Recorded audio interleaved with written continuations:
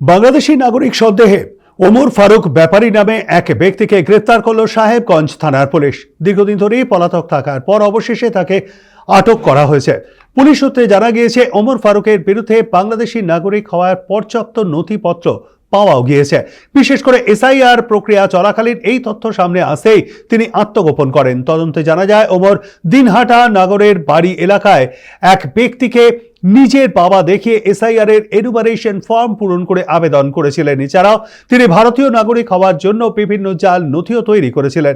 ওমর যাকে বাবা হিসেবে দেখিয়েছিলেন, সেই ব্যক্তির স্ত্রী পরবর্তীতে থানায় লিখিত অভিযোগ দায়ের করেন যে ওমর ফারুক ব্যাপারী তার পুত্র নন। এর পাশাপাশি এলাকার 2 তৃণমূল পঞ্চায়েত সদস্য জেলা শাসকের কাছে লিখিতভাবে অভিযোগ জানান যে ওমর বাংলাদেশি নাগরিক। প্রশাসনের তরফে এসআইআর বিষয়টিতে হস্তক্ষেপ করার পরে পুলিশ তাকে গ্রেপ্তার করতে সক্ষম হয়। এরপরে ওমর ফারুক ব্যাপারী নিজেকে নির্দোষ বলে দাবি করেন। তার অভিযোগ, তাকে স্থানীয় তৃণমূল পঞ্চায়েত সদস্যরাই ষড়যন্ত্র করে ফাঁসিয়েছে। তার বিরুদ্ধে বৈদেশিক আইনে নির্দিষ্ট ধারা রুজু করে এদিন তাকে দিনহাটা মহকুমা আদালতে তোলা হয়েছে।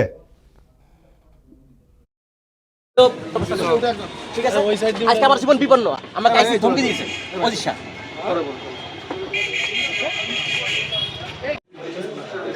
ঘটনা হলো এখানে চক্রান্ত সব, ঠিক আছে। দুলাল পঞ্চায়েত, টিএমসির 3-4টে পঞ্চায়েত মিলে আমাকে ফাঁসানো হচ্ছে। আপনি বাংলাদেশি বাসিন্দা বলে সব মিথ্যে কথা, সব মিথ্যে কথা। এটা সব ফাঁসানো, কারণ আমি এখানে আমার ছেলে আছে, আমি এখানে ব্যবসা বাণিজ্য করি। এখানে আমাকে টিএমসির পঞ্চায়েত 3-4টে মিলে ওরা গাদার ব্যবসা করে, ফেজিল ব্যবসা করে, ওরা আইসি ওই সাথে টাকা দেয়, সেই টাকা খেয়ে আজকে আমার এই অবস্থা। গত পঞ্চায়েত নির্বাচনের সময় তো আমাদের বিরুদ্ধে দাঁড়িয়েছিল, তাহলে ঘনিষ্ঠ হলো কেমন?